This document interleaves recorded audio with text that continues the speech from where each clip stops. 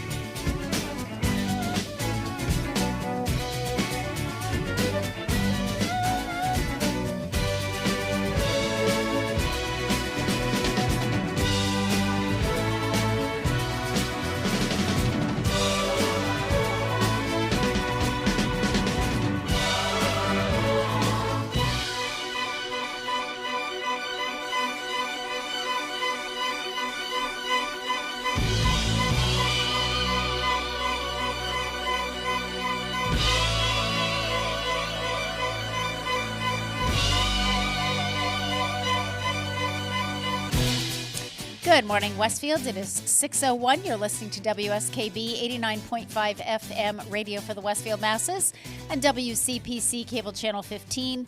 My name is Tina Gorman. I'm your Wake Up Wednesday host, and I am in the studio this morning with the chairman of the board, Pete Coles. Good morning, Pete. Good morning. So a busy day, a very busy day for you. Coming up, It's, not today, but tomorrow. Oh, tomorrow's the one. Okay. Yeah, tomorrow's the craziness. Yeah. Okay. A 4-hour show, then a 1-hour show, then a 1-hour show, then a 4-hour show. Yeah, that's a lot of shows, a lot of taping. Well, a lot of people are trying to get things done before I leave. Exactly. I mean, Kenny's here when I'm gone. Yep. So if anybody wants to do shows while I'm gone, usually we shut down, but yep. Kenny's like, well, I'm not going anywhere, so I can cover some of them. Okay. Okay. All right. Well, good to know. Yeah. I gave my regulars the month of July. Well, I think Jen Jaffoon couldn't do it anyway. I think she's going to be away. Yeah. And so, and Dr. Lovelace, I have his schedule now from August through December. So I think he also is going to take some time with the family. So yeah, it's kind of a, nice little break. And so, okay, well, that sounds perfect. And what's going on citywide now? I think there's a planning board meeting tonight. Oh, there is. There is okay. a special planning board meeting. Oh, so it must be the chicken issue. I was going to say something crazy on the agenda, the chicken issue. Yeah. Yeah. Well, and that what? With the economy being the way it is, that's know. probably not a bad thing because they're not that bad to keep as long as you do it properly. Yes, but please don't get a rooster. I have I have somebody who you know what? I have 2 roosters in the neighborhood? I have a rooster in the neighborhood. We had 2, and the person behind us who he has chickens. I mean, he's got a chicken coop that Grace is ready to move in there because it's just, she said it's like an apartment building. Yeah. Oh, it's gorgeous. Yeah. It's absolutely gorgeous. And I think when he first got the chickens, Gary asked him, are you getting a rooster? And he said no. And then I think he had one for a very short period of time. If he has one over there, it is, you don't hear a thing. But there's one on the other side of me, and it just goes all day long, and I know it's got to be breaking rules because I don't live in a neighborhood where the yards are any bigger than a third of an acre. So I don't know. I'm ready to report. I don't like to do that, but it's just like, oh.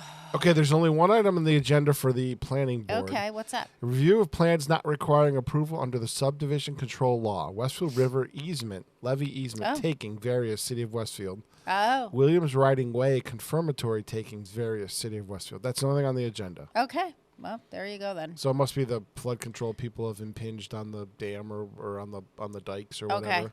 Okay. I know the Flood Control Commission have been talking about that years ago. So okay.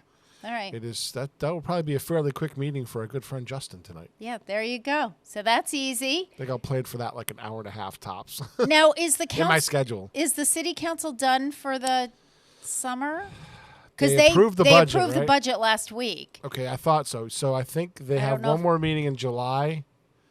Usually they have one meeting in July and then they're off. Then they're off till the end of August. End of August. Yeah, they're off till the end of August. All right. So we'll see what happens there. And I don't know about the other boards and commissions. My board meets over the summer. I don't know about the other ones. Yeah, City Council has a meeting on the 6th. I'm looking on the 20th right City now. Council has a meeting on July 6th? Yeah, Thursday the 6th. I didn't think they met in July at all. Yep. Okay. They got Did not know hearings, so. Okay. Yeah. Wow. All right. Wow. Good to know. Okay. And then. So if you need to get anything in. Yeah. Well, get anything on the agenda. Yeah. And I was really thinking that I don't, thankfully. I think I'm set for a while. The word has gotten out that they lifted the income guidelines for the senior citizen property tax work-off program. So I'm really starting to get a lot of calls on that, which is great. And just for those of you who are calling. Well, I think it made sense. Yeah, it absolutely made sense. But for those of you who are calling, nothing happens over the summer because what I do now is, because it's the end of the fiscal year, I'm gathering all the information from the people who participated this past year. I have to get all their paperwork over to the assessor's office and then redo the application for this coming year. And that application isn't ready until probably like mid to late August. And then the application period is throughout the whole month of September. So we have time. And all I'm doing now is if people are interested in getting an application packet, I'm just taking a name and an address and a phone number, and I will mail you the application packet when it's ready in August. All right, so you're in the know on all things Stanley Park. What's this? Every Monday there's a 3-mile cross-country race. Yeah, okay. I didn't realize they had started that back up. So that's happens every week. It looks like. Yeah, it's every week. It's just I'm glad that they started it back up, and thank you for telling me about that because they do it up at Ashley Reservoir in Holyoke. They've done it there for years. I think Thursday night is the night over there. So anybody who wants to jump in, you don't have to sign up in advance or anything. You can jump in, you sign up, and you register. I can't remember. Is there a price there, Pete? Because usually there's a charge, whatever it is, $7. $5. Yeah, it used to be like $5. So you just, and $2 charge for new and replacement bib numbers. Yes, because what they do is it's a lot of times I'm really glad that they're doing that because I think I am going to start jumping into that. I got involved in that during the year of the 350 when we were all trying to get our jackets and you had to run so many races. And because this race is it's just an every week thing, you jump in. It's a 5K, right? It is a 5K. Yeah, it's a 5K. So what they did was I think for the 350, you could use like 2 or 3 of those. You had to do several of them. And to count as one. Count as one race. Yeah, exactly. So I did that because I needed one more race. And it was a lot of fun. And then I really got into it. And I started going every week, even though it's hotter than blazes on, half the... It is hotter than blazes. It is, yeah. But last anyway, night it was so hot. I met up with Rick Barry last night at Skyline. Yeah. And usually he's outside. He has to be outside. Yeah, last night he was like, I went in and he was tucked inside. And it was like the only people inside. Yeah. And he's like, I just put in like a zillion air conditioners. We finally put our air conditioners in, and I am just hot. Yeah. You know what it is? You know what it was, too? Like, when we were out doing muggy. lunches, that's the thing. It wasn't, like, people kept asking when we came in after lunch distribution, is it awful? I said, it really wasn't that soupy. hot, but it is, you could cut the air with a knife. Soupy. I said, it's so humid. It wasn't the heat. And the sun wasn't out either, and there was a breeze. I said that part of it was fine, but I said it was just you couldn't catch your breath because it was so humid. So pretty bad. I'm hoping that it won't be that humid down in Florida. I'm crossing my fingers. Boy, I don't know. Good luck with that because Kathy Bradford usually it's so hot that you don't even notice the humidity. Kathy Bradford and Kelly Nielsen just had a wedding down there last weekend, and Kathy said it is. Yeah, this time it's swampy in the early summer. And then towards late summer, it's so hot, it really doesn't have time to get swampy. Yeah. But it never goes below what it is now, like heads. 60, 70 degrees. You walk out the door in the morning, it's 70 degrees out already. Yep. Even if it's dark. Pete, have you heard? I heard about all the, the heat in Texas and everything. Yeah, but it's brutal. I had no idea. Like, I heard this on NPR this morning Buck coming 18. in. Yes. Without the humidity factor. Yes, it's like 117, 118 Yeah, there's a high degrees. pressure system Holy stuck smokes. down there, and it's just holding the air in place. Yeah. And I heard that as we had a couple of weeks ago with the fires from Canada, I hear that's rearing its ugly head again in the Midwest. Well, the fires are Midwest still burning. Right. And the low pressure systems are lining up where it's going to suck some of that smoke back down again. Yeah, exactly. But the fires are still, most of them, there's still a lot of them out of control up there. And they've had a real problem this year. Well, the problem is I heard somebody say this, and it's because they don't manage their forest properly. So if you manage the forest properly and get rid of all the tinder on the bottom, all the dry, dead stuff, or do a lot of it, or do preventive burns, things like that, then eventually you're going to get the big one. And it's just going to happen because that it builds to a critical mass, and it's going to go. One lightning strike will touch off an entire 1,000,000 acres of forest. Yeah. Because if you're not doing land management, so they haven't been doing it, and now they're dealing with it. Yep, exactly. And that, that happened during the fires, like in California. I remember hearing the same thing, and they said, you want controlled burns, well, you take advantage of getting rid of the junk that's on the bottom. Exactly. That will take out all of the tall trees because it's all the stuff that's fallen under the canopy. Yep. And one lightning strike will literally take it all out because it's all dry tinder. It's going to go up like dry conditions and stuff like that. Yeah. It's just going to keep burning and burning. Well, and burning. Think about it. It's no different than our lawns. I mean, we clean everything up in the fall and the spring, and for the same reason. You want to get all the the leaves and all that dead stuff. You don't want all that hanging around.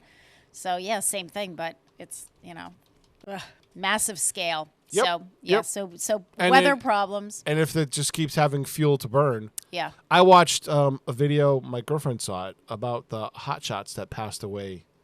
Well, it was like 9 years ago, 10 years ago, something like that. Okay. They were the only municipal hot shot crew in wildland foresting. They got certified. Okay. And they got into a fire where it was moving too fast. Their escape route got blocked, and they tried hunkering down with the one-man shelters, and they all got killed, all of them. And you thought they were going to win too, right? Yeah. I don't know how much they played it up, but a water tanker came over, and right before the fire got to them, and it would have saved them, but they didn't hear the call to drop. Oh, okay. But it was like, well, you're rooting for these guys. You get invested. It was great storytelling. Yeah, I mean, but it was I'd love to go see the site. Because it was like a funnel. Where was that, Pete? Arizona. Oh, Arizona. Okay. Yeah. Yep. Wow. I was like, wow. Sad. It's just but I mean, it was a great movie. Yeah. Showing, and one guy survived because he was the lookout on another hill. Okay. He got saved by another hotshot team, and he was the only guy that lived. I've never heard of that. The hot shots. I've never heard of that. Yeah, they're it's a nickname for Tier 1 wildland firefighters. Yep. They're called hot shots. See, you learn something new every day. Yep. All right, let's get a birthday in here. Today is June 28th, and it is the birthday of Mel Brooks, writer, producer, director, actor. But I got to get this in here before my first break because, I chose a song that had to do with Mel Brooks. Born on this day in 1926 in Brooklyn, New York. Mel Brooks is still alive and kicking. He's 97 years old today. Yes. So God bless him. Too funny to die. Oh, yeah, exactly, right. Mel Brooks had a television hit as the co-creator with Buck Henry of Get Smart. I didn't realize that Mel Brooks had started Get Smart. Oh, my God. Loved that show when I was a kid. A series starring Don Johnson that debuted in 1965 and parodied the spy genre. Brooks made his feature-length film debut writing and directing The Producers in 1968. Mm-hmm. The screwball comedy starred Zero Mostel and Gene Wilder as greedy Broadway producers who knowingly put on a play, Springtime for Hitler, that is an appallingly bad taste. Yes. While The Producers didn't fare well at the box office initially, it earned Brooks the 1969 Oscar for Best Screenplay, and it would be lauded as a classic in later years. And then became a huge Broadway show, exactly, absolutely. In 1974 saw the release of Blazing Saddles, a parody of Westerns, co-written by Richard Pryor, among others, that starred Gene Wilder, Harvey Korman, Madeline Kahn, and Cleavon Little as the first African-American sheriff of a town. The film, which pushed the comic envelope with its satire, earned almost $120 million domestically. Oh, it's huge. Oh, my God. I just laughed through that whole movie. Mm-hmm. Then in December, Brooks released another future classic and immediate hit, Young Frankenstein, for which Wilder this way. developed the script and starred it. Oh, that's right. I forgot about that, Pete. The film also featuring Kahn, Terry Garr, Cloris Leachman, and Peter Boyle as Dr. Frankenstein's monster, offered among its gags a show-stopping reworking of the early of the Irving Berlin tune "Putting on the Ritz." Yes. I'm gonna go back and watch this again because I don't remember all this. Oh, it was like, all of a sudden a musical breaks out. Oh my gosh. Mel Brooks is one of only a handful of people to have won Oscar, Emmy, Grammy, and Tony Awards. You know what? I think it was they so released, funny. and then they just redo they did History of the World Part 2. Oh, I don't know. Or Part 3. Like, the first one was History of the World Part 2, wasn't it? And I think I they've don't know. released History of the World somewhere. One of the streaming services has History of the World. Okay. Well, all I know is when I was looking back on this, I was like, all right, I got to go back and watch these movies again because I remember just dying laughing during Blazing Saddles and then Young Frankenstein. And I was reading this. I'm like, oh, yeah, I forgot about that. I do remember there were times when. And Mel Brooks, I think, also did Silent Movie, which was also hilarious. Yep. Anyway. So, History of the World Part 2 is 97. streaming on Hulu.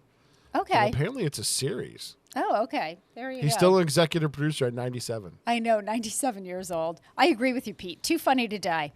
All right, so we're going to take a break. It is 6:15. You're listening to WSKB 89.5 FM, Radio for the Westfield Masses, and WCPC Cable Channel 15. So in honor of the birthday of Mel Brooks, because of Blazing Saddles. He appears in this as Orson Welles Mel Brooks does. in History of the World. It credits him as Orson Welles. Ought to be good. Oh, my Lord. All right, we're going to listen to Gene Autry singing Back in the Saddle again. We'll be back.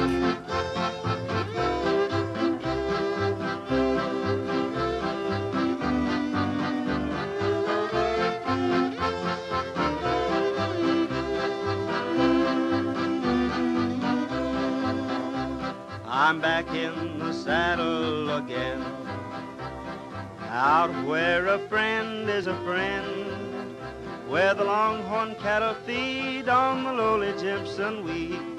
Back in the saddle again, riding the range once more, toting my old 44, where you sleep out every night and the only law is right. Back in the saddle again, whoopee-tie-I-O, rocking to and fro.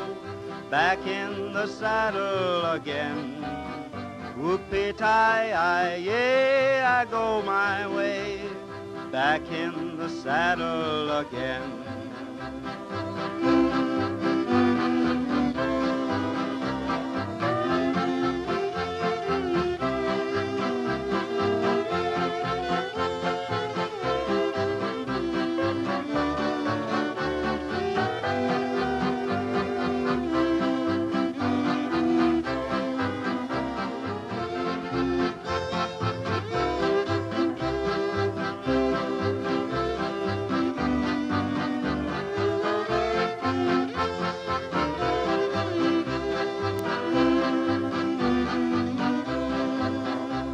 I'm back in the saddle again, out where a friend is a friend, where the longhorn cattle feed on the lowly Jimson wheat.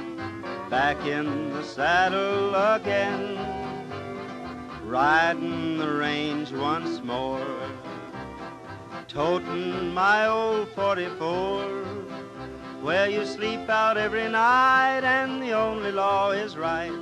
Back in the saddle again, whoopee-tie-I-O, rocking to and fro.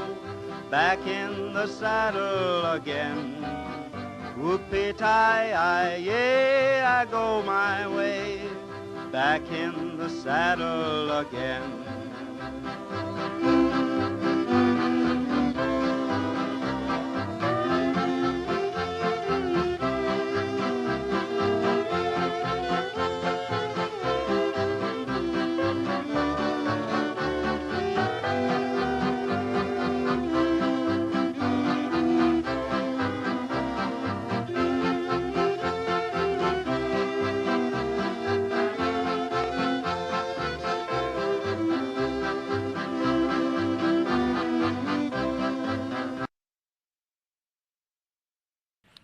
Underwriting for WSKB's community radio programming is brought to you in part by R. Levesque Associates.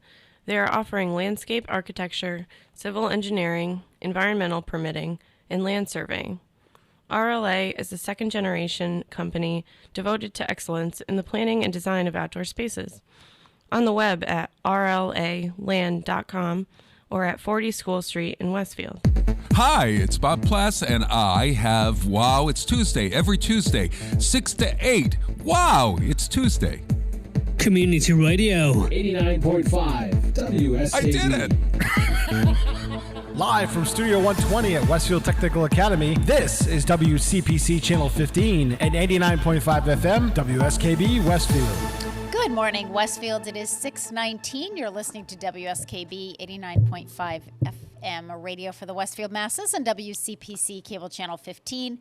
My name is Tina Gorman. I'm your Wake Up Wednesday host, and I'm in the studio this morning with the chairman of the board, Pete Coles. Good morning again, Pete. Good morning. Nice and quiet here today. Oh, yeah. Kids are out of school. Everything, we have.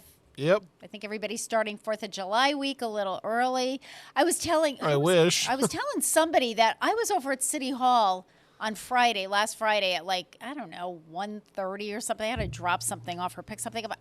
There were 2 cars in the parking lot. I was like, is anybody working here?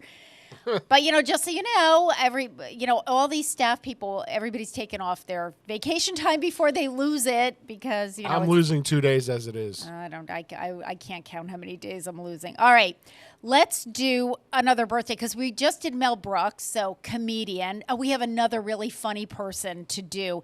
It is the birthday of the late Gilda Radner, comedian, television actress, born on this day in 1946 in Detroit, Michigan. She died young. Gilda Radner died at the age of 42, May 20th, 1989. After high school, Gilda Radner went to the University of Michigan. She studied theater there, but she never completed her degree. Instead, she moved to Toronto, Canada. She eventually became a member of the renowned Toronto-based comedy troupe Second City, and she performed there with Dan Aykroyd and John Belushi. Gilda Radner moved to New York City along with Belushi to work on the National Lampoon Radio Hour. The pair also appeared together on stage in the National Lampoon show. Radner and Belushi would continue collaborating with their next big project, and we all know what that was, Saturday Night Live. Producer Lorne Michaels picked Radner to join the cast of a new late-night comedy program called Saturday Night Live, which debuted in 1975. The show introduced a new generation of comic talents to television viewers, including Radner, Belushi, and Bill Murray. Radner stayed on the show for 5 years, creating such legendary characters as Rosanna, the annoying newswoman, and news personality Barbara Wawa, a parody of Barbara Walters. She won an Emmy for her work in 1978. Radner married fellow comedian Gene Wilder, who we just talked about with Mel Brooks, because he was in a lot of Mel Brooks movies, whom she met on the set of the film Hanky Panky. Radner only made a few more films before her death. She was diagnosed with ovarian cancer in 1986. Facing her greatest challenge with humor, Radner battled the disease for several years. She wrote about her life and experiences in It's Always Something, which was published in 1989. She died on May 20th of that same year in Los Angeles, California. Gilda's Club, a center to provide social and emotional support for cancer patients, their families, and friends, was established in honor of her memory. So Gilda Radner, I have to tell you, Pete, so I used to love Rosanna Dana. So I went back and I YouTubed some of the Rosanna episodes. I mean, I was just hysterical, laughing in my office. They were a riot, with Jane Curtin as the straight news person and Gilda Radner going on and on about whatever she was going on and on about. Yep.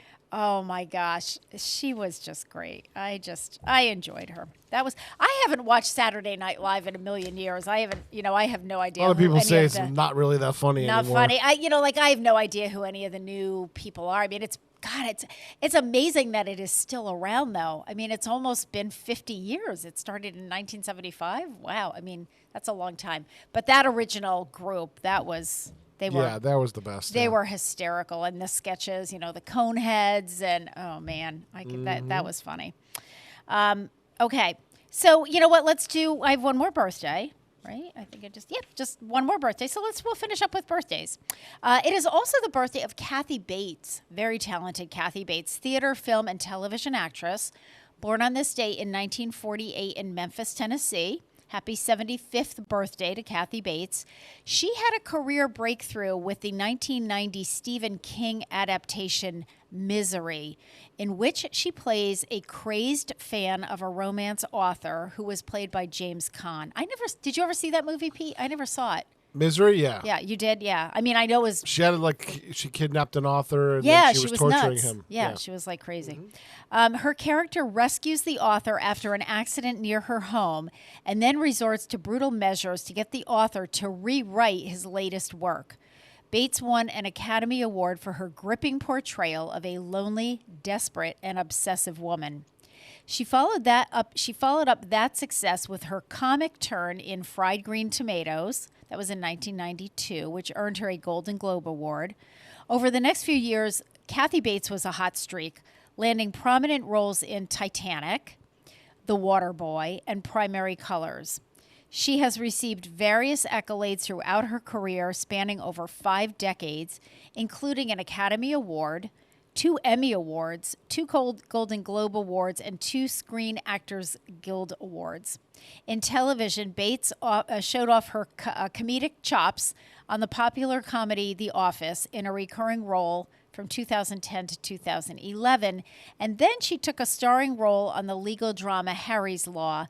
That show lasted for 2 seasons. I remember that. I was sorry to see that show go because I thought it was kind of funny. She opened up a law practice in like a shoe. It was a shoe store, and I don't remember what happened with the lease. And I think she had been the attorney who represented the guy, and he lost the store, and she ended up, renting it out.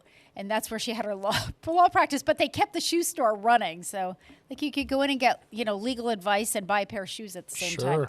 And it was, it just added like a little twist to otherwise yet another, law story. Yep. So anyway, all good stuff.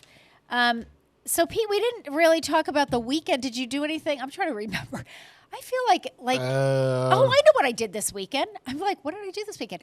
We had 2 Pride events this weekend. We had the open house and continental breakfast at the Senior Center on Saturday morning, which unfortunately, it was very nice, and those who attended had a lovely time. Unfortunately, it was raining on Saturday morning, and I think there were, and I get it. My daughter was like you wake up and it's raining, and I think I'll just roll over and go back to sleep. Yeah, I was gonna go, but I was working, so I don't have that work. choice of not whatever. Yeah. Well, it was nice. But I was supposed to do the fireworks on Sunday night. I just found out yesterday.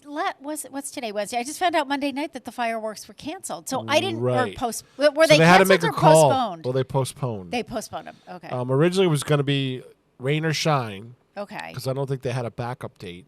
Okay. And then they must have given Pete Miller a backup date because it's right now it's scheduled for the 22nd of July. Oh, okay. Okay, so we know the date. But they had to make the call apparently early in the morning, and the forecast kept dialing in it was going to rain. Well, and I also 5 and 9. I also just found out that they postponed the concert at Stanley Park. Yeah, they shut that off. And I guess for the same reason. I didn't realize that. So on Sunday evening, the Methodist Church, the one over by the Women's Club, had an ecumenical service, Pride service, which I went to. And we were concerned because it was at the same time as the concert in Stanley Park, but it was before the fireworks. So it was like, okay, you could come to the service and still make the fireworks. Yep. So I went to the service, which for me was just incredibly moving. It was wonderful. The pastors there were pastors there from the First and Second Congregational Church. Obviously the Methodist Church, Pastor Ben was there, and also Church of the Atonement.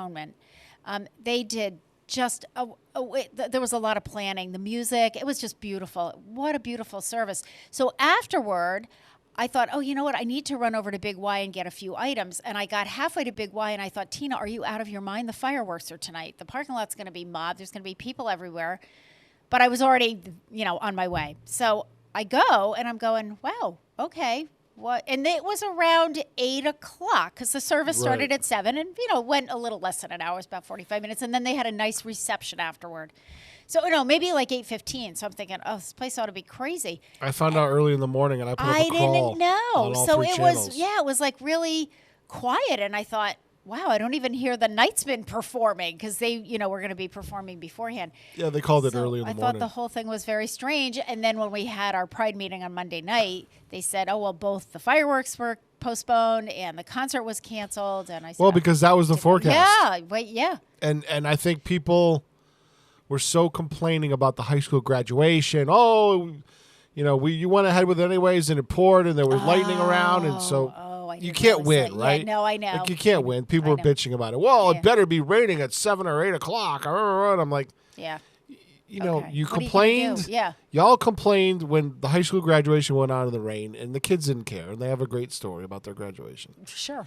So now when it does, they do the prudent move and postpone it. Now you're complaining about that. Yep. So just stop, everybody. And you know Really, what? just It's stop. really, really hard to predict those things. We're getting these summer. Well, because it was all around us. Yeah, They were bubbling up all around us. Yeah. So what happened at the graduation could have easily happened Right. Sunday. One cell breaks away from where you think it's going to go, and it does what it wants because it's a storm cell. It doesn't care. Exactly.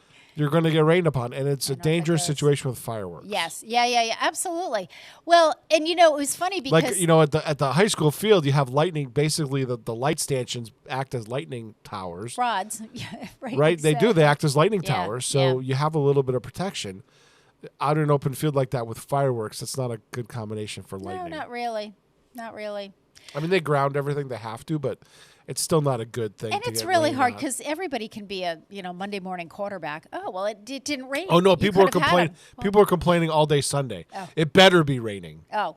I'm like, so will your Really? inconvenience a little bit. Now you'll have the only fireworks on God's green Yeah. earth on the 22nd. Yeah, which I think is great. At that time of the summer when your kids are getting bored and you're looking for something to do, and so that'll be great. Well, Gary was officiating at the Massachusetts Senior Games, and they were supposed to take place Father's Day weekend. That's Saturday. Yep. And they did the same thing. They made the call like the night before because they were predicting all kinds of, soaking rain all day and all this. That never happened. And it actually turned out to be a beautiful, it was cloudy and cool and a little breezy. It would have been the perfect day for the Senior Games, but you can only go with the prediction, and you can't call it at, 7 o'clock in the morning when your officials are going to be there at, Right. 7:15. Which is really, so they postponed it till this past Saturday, which, as Gary said, well, they weren't going to postpone it again. But of course, we wake up Saturday morning and it's raining, and, but they had them. And Gary said it was fine. He said, it rained for the beginning, but it wasn't crazy. And then it stopped, and, but it is what it is. So anyway, so that's what I did over the weekend. And they were two really great events. And there's one more event scheduled for Pride Month, and that is tonight. Now it's right now it's on Park Square Green. I don't know if they've changed that because of potential, rain or whatever. But it's the Stonewall Memorial. It's all on the Pride website. So if you are interested, and I couldn't even tell you the time. I think it's at 6 o'clock, but I honestly don't know. Because yesterday was my wedding anniversary. I do have to talk about that. So yesterday was my wedding anniversary. 42 years. Gary and I have been married. And so because Gary was going to take me out to dinner last night, and I said, please don't, because I have my show on Wednesday morning. I have to get up early. I just want to. So I made a nice dinner. We're going to go out to dinner tonight. So that's why I don't know a lot about the Stonewall thing, because I told him, I said, I can't be there. I got to go out for dinner. But Gary scored huge points with my entire staff because he worked a half day, and then he was going to go golfing at the ranch in the afternoon. But on the way to the ranch, he stopped at my office, and Evelyn Bristol, the nurse, happened to be in my office when Gary came in with a huge bouquet of flowers, got down on one knee, and said, "Would you marry me again for another 42 years?" And of course, my whole staff witnessed this, and everybody's talking about it. It's like, "Oh, did you see Gary? He came in," and blah, blah, blah. And I said, "Oh, man." You know, when Gary was dating me, he knew that the way to win me over was he had to win my mother over, because my mother was tough on the guys that I dated. And so that was the thing. So now he knows the way to win me over all over again is to win my staff because I spend so much time at the senior center that it's like, I got to have the staff in my back pocket there. But anyway, thank you, Gary. I love you. Yes, I will stay with you for another 42 years, dear Lord. But anyway. Okay, so in honor of it is 6:34. You're listening to WSKB 89.5 FM radio for the Westfield Masses and WCPC cable channel 15. In honor of the birthday of Gilda Radner and because she did the film Hanky Panky, we're going to listen to Tommy James and the Shondells singing Hanky Panky. My baby does the hanky panky. Yeah, my baby does the hanky panky.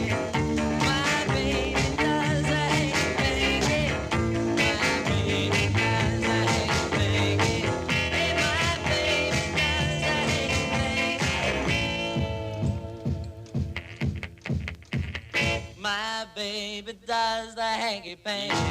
Yeah, my baby does the hanky panky. Hey, my baby does the hanky panky. My baby does the hanky panky. Hey, my baby does the hanky panky. I saw her walking on down the line. Yeah, you know I saw her for the very first time.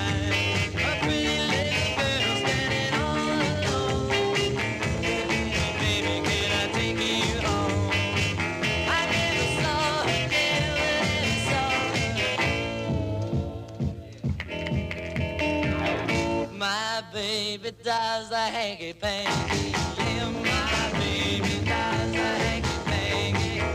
My baby does the hanky panky. My baby does the hanky panky. My baby does the hanky panky. Let's walk it out. Let's go.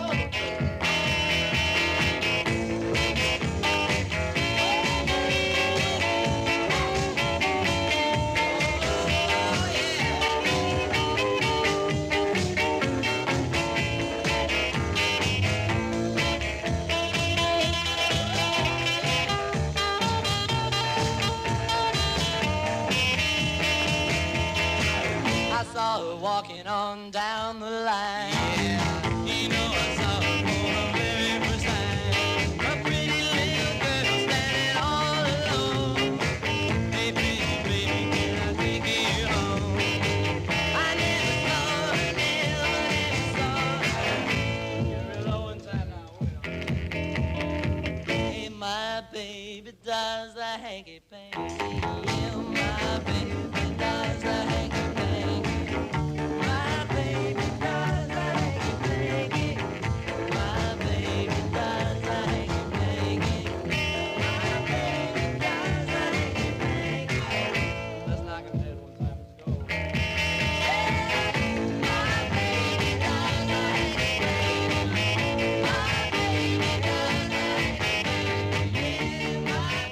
Support for community radio on WSKB is provided by Betts Plumbing and Heating Supply Company, an independent, family-owned wholesaler serving Westfield for over 50 years, specializing in plumbing, heating, and industrial piping supplies. On the web at bettsplumbing.com or at 14 Coleman Avenue in Westfield. I'm Mark Auerbach. Join me every Friday at 8 a.m. for Arts Beat, where you'll meet interesting actors, directors, designers, and musicians here in Western New England. Community Radio. 89.5 WSKB. Live from Studio 120 at Westfield Technical Academy, this is WCPC Channel 15 at 89.5 FM, WSKB Westfield. Good morning, Westfield. It is 6:38. You're listening to WSKB 89.5 FM radio for the Westfield masses and WCPC cable channel 15. My name is Tina Gorman. I'm your Wake Up Wednesday host, and I am in the studio this morning with the chairman of the board, Pete Coles. Good morning again, Pete. Good morning. So, Pete, this week is, I've never heard of this. This week is Helen Keller Deaf-Blind Awareness Week. So while research shows that a workplace inclusive of people with disabilities is good for business, Helen Keller National Center, which is HKNC Executive Director Sue Rosensky, believes more needs to be done to reach employers on how to effectively recruit, retain, and advance deafblind individuals. The first step is to make business aware of others who have successfully hired deafblind workers and how it has turned out to be a great business decision for everyone involved. Okay. Sorry. Yeah. People who are deafblind have marketable skills and strategies to compete and succeed at the workplace. At the Helen Keller National Center, notes Rosensky, we provide employment training experiences to deafblind individuals and work closely with employers, providing education and ongoing support to ensure a successful outcome. Time and again, business owners recognize the value of bringing on board a qualified deafblind employee who is a great addition to their workforce. Thanks to the Helen Keller National Center and its nearly 50-year history of advocating for deafblind individuals, Bruno believes that a combined loss of vision and hearing are maximizing their opportunities for a productive life in the community of their choice. He concludes this year's Helen Keller Deafblind Awareness Week reminds us that a productive life often includes a right many take for granted, and that is the opportunity for gainful employment. Headquartered in Sands Point, New York, Helen Keller National Center provides comprehensive vocational and independent living training to youth and adults who are deaf-blind. It offers support and learning opportunities to professionals and family members and maintains a national registry of persons who are deaf-blind. The center partners with other agencies across the United States to build their capacity to work with individuals who are deaf and blind.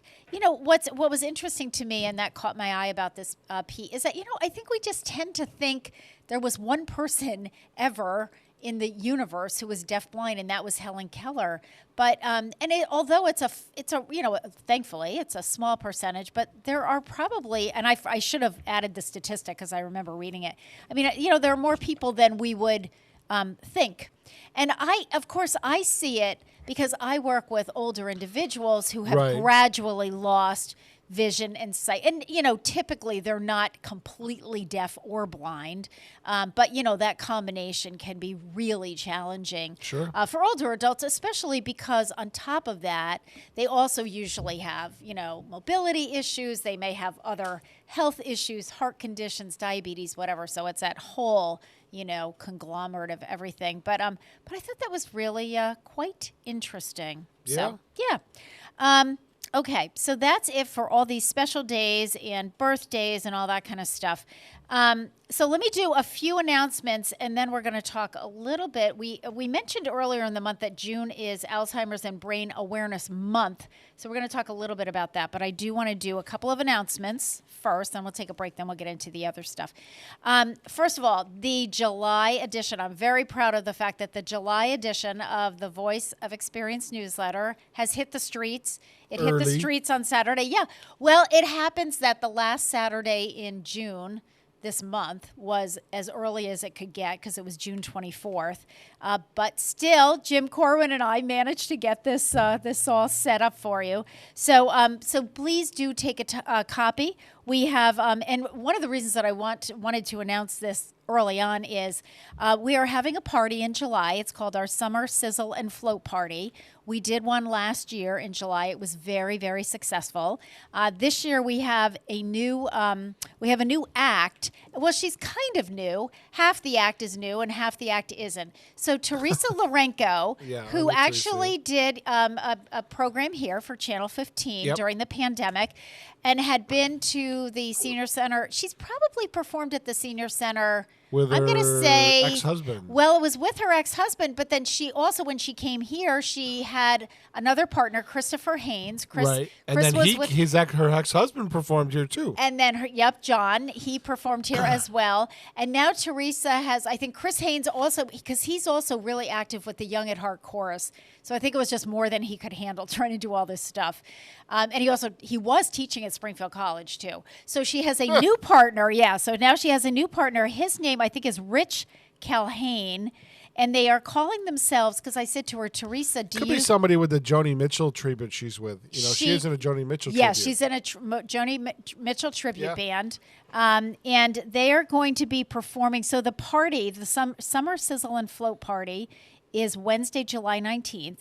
It's indoor. And we didn't do any indoor parties while we were doing the renovation upstairs because we were a little tight for space. Yep. But we are finishing up that renovation. It's on schedule. So Bummer, I'm going to miss it. I'm going to be out in Florida then. Oh, you know what? This is going to be such a great party. She's a good performer. She is a good performer. So it's Teresa Lorenko and Rich Calhane. And I said to her, Teresa, do you have a name of your duo? Because, I'm doing up the newsletter. I know it's really early. So she said, the day before, she goes, we just came up with our name. They're called Tall Tales. She said, we are both very tall. She is very tall. And she said, and so is her new partner. So they are going to be performing. Their repertoire, as Pete mentioned, they are big Joni Mitchell people, but Patsy Cline, the Beatles, Elvis, the Carpenters. What I really love about Teresa is that she performs some songs that are really different. Mm-hmm. And everybody's going to recognize them. Everybody's going to be able to sing along, but not sort of the typical songs that we've had a lot of the performers do at the Senior Center. And I always love that. I always love when I can get performers that have a little bit of a different slant to it. So the reason I'm talking all about this is the tickets go on sale today. So even though it's in the July newsletter, we wanted, because it's in the middle of the month and because of 4th of July week, and a lot of people are going to be gone next week. So the way this works is this. The tickets will go on sale at 9 o'clock this morning at the Senior Center indoors. You got to come inside.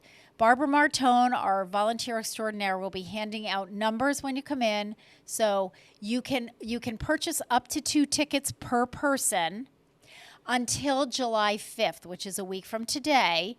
And then if we still have tickets left on July 5th, then you can purchase up to 4 tickets per person. So because we just have no idea how fast or not this is going to sell out. I mean, it could sell out by noon today. I don't know. It's hard to predict these things now. So that's the way we're going to work it. 2 tickets per person. So if you have a couple that comes in, you can each purchase 2 tickets if you want to bring a couple friends. So that's the way that works. Today the tickets are $5 on the menu, because you're probably wondering what the heck are they going to give us to eat. So we're kind of doing a bit of a summer menu because it's a summer sizzle and float party. So it's pulled pork, summer veggie macaroni salad, and honey cornbread. But gang, we're saving the best for last with root beer floats. That's why it's called the Summer Sizzle and Float. So we got a tall, cool, refreshing root beer float for everyone. Of course, we'll have door prizes because we're the Senior Center. We do that. So all that's happening in mid-July. Tickets go on sale this morning. Okay, you got that, 9 o'clock. We are going to take a break because I do want to do brain awareness. We're going to talk a little bit about brain health and brain exercises. So in order to introduce that topic, I found this song by Paul Simon. It's called Think Too Much, and I love Paul Simon. Did you know, I heard a trivia thing on Paul Simon, and Pete, you know all this trivia, so you'll probably know this. Did you know that Paul Simon is losing his hearing, like severely losing his hearing? I did not know that. We were talking about that because his song won Making the List yesterday. Oh, maybe Simon that's and Garfunkel song. So maybe I heard that on one of the programs yesterday. I was listening to Bob's program. But anyway, this was on Kenny's show. That. Okay, didn't know that. All right, folks, you are listening to WSKB 89.5 FM radio for the Westfield Masses and WCPC cable channel 15. We're going to take a break. We're going to listen to Think Too Much, and when we come back, we're going to talk about some brain exercises that you can do at home. We'll be back.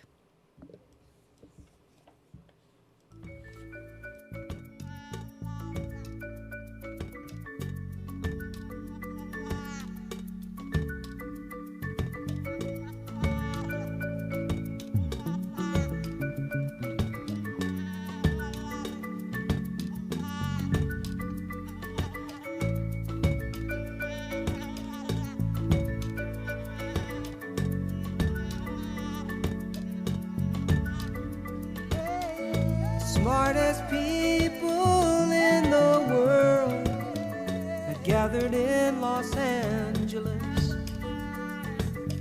to analyze our love affair and finally unscramble us. And they sat among our photographs, examined every one, and in the end we compromised and met the morning sun. Maybe I think too much, maybe I think too much, oh, maybe I think too much, maybe I think too much. Hey, say the left side of the brain, it dominates the right, and the right side has to labor through the long and speechless night. And in the night my father came to me and held me to his chest. He said there's not much more that you can do. Go on and get some rest. And I said, yeah, maybe I think too much. Maybe I think too much, oh, maybe I think too much. Maybe I think too much, oh, maybe I think too much. Maybe I think too much, eh, maybe I think too much. Maybe I think too much, ooh.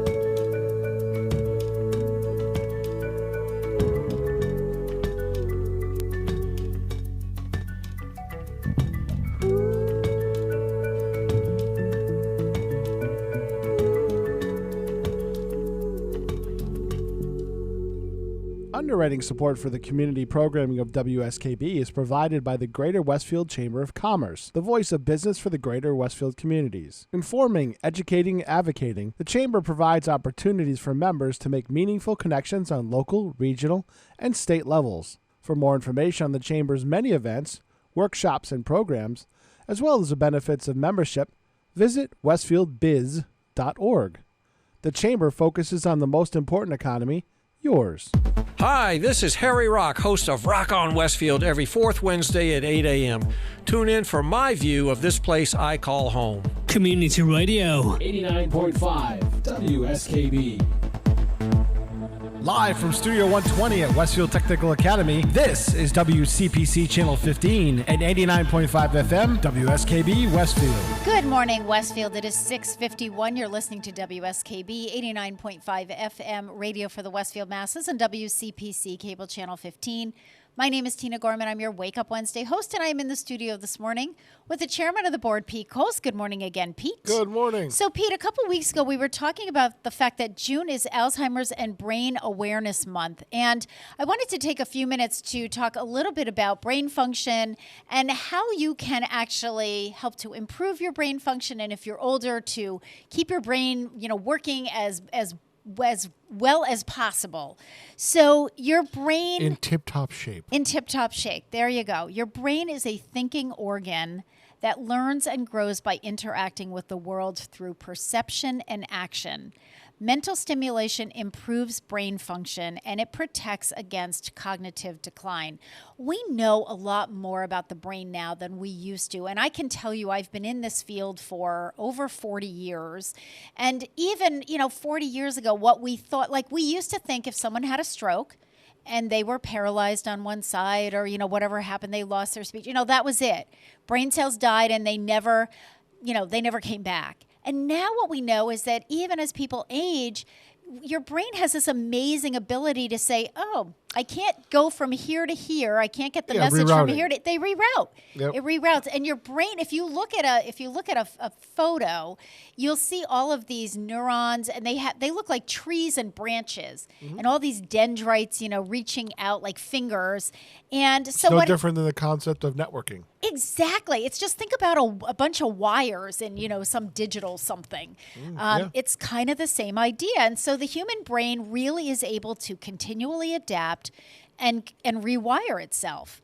It can grow new neurons or new brain cells even in old age. And again, that is so against what we were taught when I was, back in the 1970s. And we're still only scratching the surface of what a human brain can do. Absolutely, no doubt. Severe mental decline is usually caused by a disease. And I used to tell my students when I was teaching over at Springfield College, memory loss is not a normal part of aging. Memory loss and dementia, that is due to some type of a physical problem, just like, your heart is due to a physical problem. You don't just automatically have a heart problem just because you get older. Right. So most age-related losses in memories result from inactivity and a lack of mental exercise and stimulation. If you are not using your brain, it's like anything else. You don't use your arm, you don't use your leg, you don't exercise, whatever, and you it just kind of withers up over there. Well, your brain is the same thing. So throughout your life, your neural networks reorganize themselves in response to new stimuli and new learning experience. So that's how your brain really begins to function higher than it normally would. And these experiences stimulate brain cells to grow. And those brain cells grow by extending branches of intricate nerve fibers, just like Pete and I were just talking about, called dendrites. And dendrites is actually the Latin word for tree. So if you think of those brain cells as tree trunks with lots of branches and then twigs, and then they kind of, span out from there. That's what you're trying to do. You're trying to grow those dendrites. The dendrites they're like the antenna through which neurons receive communication from each other. So that's how they talk to each other. They don't quite touch because there are synapses in between, but they kind of jump from dendrite to dendrite. And that's how your brain communicates. A healthy, well-functioning neuron can be directly linked to tens of thousands of other neurons. I mean, there are just lots and lots of neurons in your brain, creating a totality of more than 100 trillion connections in one brain. Mental exercises can improve your brain function. The human brain can continue to grow and improve with exercise, but they're brain exercises. So that's different than going to the gym kind of exercise. It's important to challenge your brain to learn new and novel tasks, especially processes that you've never done before. We're going to talk about that in just a minute and how to do that. So neurobic exercises can help to stimulate the brain. And I've been teaching neurobic exercises for a long, long time, for many, many years, even back when I was still teaching, and that was like 20 years ago. So neurobics are brain exercises, and the term was invented by Lawrence Katz and Manning Rubin to describe exercises that help the brain to stay fit. So the bottom premise of neurobic exercises for your brain is some specific types of sensory stimuli and activities, especially those that involve non-routine actions and thoughts, produce more of those chemicals that encourage growth of new dendrites and neurons in the brain. And so the bottom line is... I just call it curiosity. And that's a great term for it, Pete. I mean, that's like a great sort of lay term for it. So the more non-routine things you do, because think about it for a second, folks. When you get up in the morning, you brush your teeth. When you brush your teeth, it is so automatic. You're not thinking about anything. I listen to podcasts. Okay. Like when I'm sitting here doing other things. Yep. While I'm doing other things, I'll have the headphones on. I'll be listening to podcasts of all genres, not just political, but everything. Which is perfect. And people are like, well, how can you do that and then like do what you're doing? And I'm like, but that's taxing your brain a little bit. It's because you're multitasking. Right, you're having to stay focused. And you have to, and even if you're not actively listening to the podcast, you're still absorbing that information. It's there. Yep. And if you can recall it, that means your brain is working pretty well. Yep, absolutely. I do it all the time. So in this kind of dovetails in what you were just talking about, Pete. So a neurobic activity should do one or more of the following. 1, it should involve one or more of your senses in a new context. 2, it should involve your full attention at least briefly. And 3, it should break your routine in some significant way. Yeah. All right. So here are some ideas and here are some neurobic exercises that you can do at home, that you can try at home. And some of them are so simple, guys. It's crazy. Spend time in a new environment. Go to just a park, a new park. Go to a new store. I love going for rides. When you go for a ride, go for a new, without your, necessarily turning the GPS on. Travel seems to slow age-related mental decline because travel generally, you have to pay attention. Sensory overload. Yeah, you have to pay attention. I love the most fun I have with my girlfriend is when we go out for like long car trips. Yeah, and this kind of dovetails into what you were just talking about too, Pete. Find a new route to work or to run errands. It doesn't have to be a longer route. It just has to be a different route. You may even find a faster route once you break your routine. Yep. I found that when they were doing all the construction, I've talked about this before, in downtown Westfield. Remember, that was back in the green, Obama days, right, Yep. when they were doing the green. And every time I got in my car to go over to City Hall, which was kind of a stone's throw, there was a different road that was blocked. There was a different detour because now they're working on this because they did it in sections, just like Western Ave. Yes. They would do it in sections. So it's like, okay, well, now I can't go this way. I got to go around that way. Well, that doesn't work this week because last week they were doing that. Now they've moved up. But all of that requires brain function. It requires you to think and go, okay, wait a minute. If I take this detour and I go down here, I think I can make a left-hand turn over here, even though it's not a road I travel typically, so it's something different. It's funny because when my girlfriend and I are riding in the car, she'll be taking pictures, but then she'll get buried in her Facebook feed, and I'm watching, I'm driving, and I'm like, no, put your damn phone down and experience what's going on. Exactly. Well, here's one for you. Drives me nuts. This was so funny. I did this in my office. Move your trash can. Just move your trash can in your office. Do you realize how many times? And we had this happen at home. All right, we keep our trash can in the kitchen under the sink. So you open up the cabinet, you throw your stuff away. Well, one day we had a leak, and the plumber was going to be coming, so I had to move the trash can out. Do you know how many times I opened up that thing and threw it on, and and that is the whole idea behind aerobics. When it's so routine, you're not thinking about it. Right. And then I'd look and I go, oh, wait a minute, wait a second, what the heck did I do with the trash can? Oh, that's right, it's over here. Mix it up something as simple as that. Yeah, sure. Just to mix it up. Read a new magazine. I've done that, like when I've gone to the hairdresser or something like that, and it's like, or at the doctor's office. Yep. It's like, oh, okay, well, they don't have my usual magazine that I would normally read. All right, I'll try this one. What's this all about?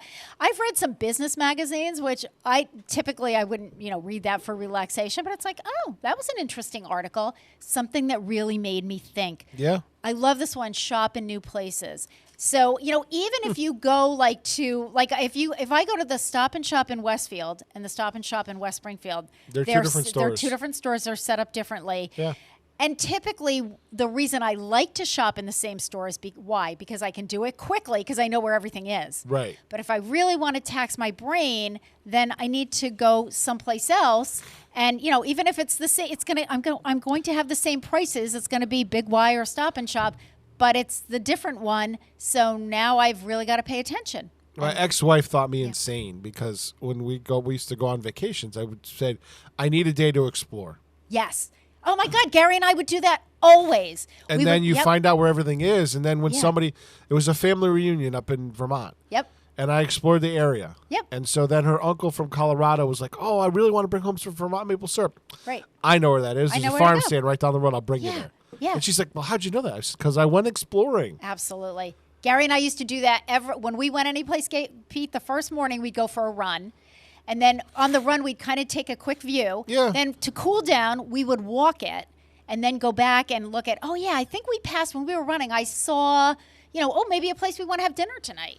Or, when I went on a cruise, first thing I did was explore the ship. Oh, my God, go all around. Yeah. Get your. We always say we're getting our bearings straight here. Right, and then you don't have to worry about finding something if you want to go to something like a show or something. Right. You know generally where it is, and you can recall where it's going. Yep. And I do that all the time. Yep. And you've used your brain because it's a new place and you're exploring a new thing. Right. So all good. All right. So folks, try just something different. Some little something. Move something in your house. Go to work a different way. If you've never been, or maybe you go to Stanley Park and you only, go to the flower garden and you don't know the rest of the park. Go walk the rest of the park. It's very well marked. Gary and I took a walk at Stanley. When was it? On Friday. And by the way, we did your the guest trails. is here, by the way. I know. She's okay. Yep. All right. She got here nice and early. And so, just letting you know, I didn't know if you saw her. No, I did. Thank you. We waved. So okay, we know. Gotcha. All right. And we have a few announcements, and then we're going to bring Kathy Millis in as our guest. She's from the Friends of the Westfield Senior Center. But let's take our top of the hour break. It is 7:03. You're listening to WSKB 89.5 FM radio for the Westfield masses and WCPC cable channel 15. We'll be back after this.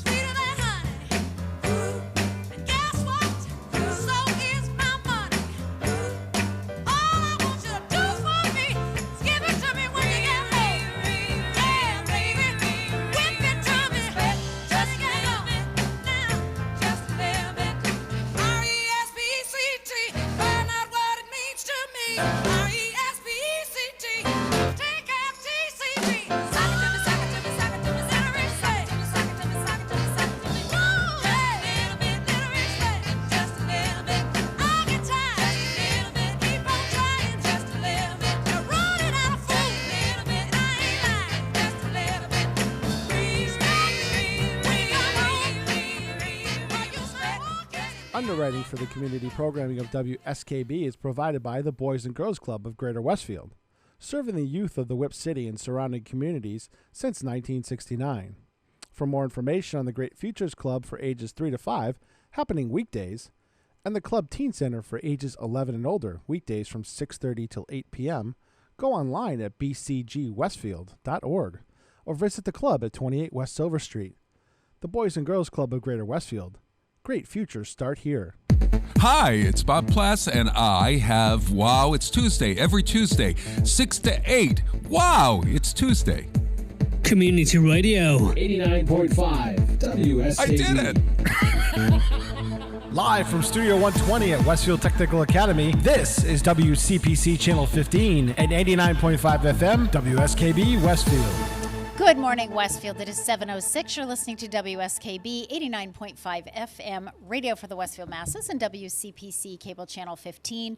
My name is Tina Gorman. I'm your Wake Up Wednesday host, and I'm in the studio this morning with the chairman of the board, Pete Coles. Good morning again, Pete. Good morning. Harry Rock is up next hour with the mayor. He is. I know. I'm excited about that. Is there a specific topic, or are they just kind of doing all things Westfield? There's like a whole page of stuff. I think they're going to hitting to all fields. Good Lord. And is Harry's show extending into like a second hour? Because I don't know. We can go a little bit longer. Well, one thing about the mayor, he's not short on words. He's like me. Get him going. Wind him up. We can go to hour 10, I guess. We can go a little bit longer if we need to. All right. I need to make an announcement about some programs that we're running at the Senior Center or through the Senior Center because there's been a lot of confusion about this. We have a number of food-related programs that have to do with the farmers market and fresh produce. Okay. I just finished. Lynn Hills and Evelyn Bristol helped us out, our nurse, and Lynn Hills, our senior benefits coordinator. We just finished putting together some flyers because it's kind of confusing. So people have been asking us about farmers market coupons.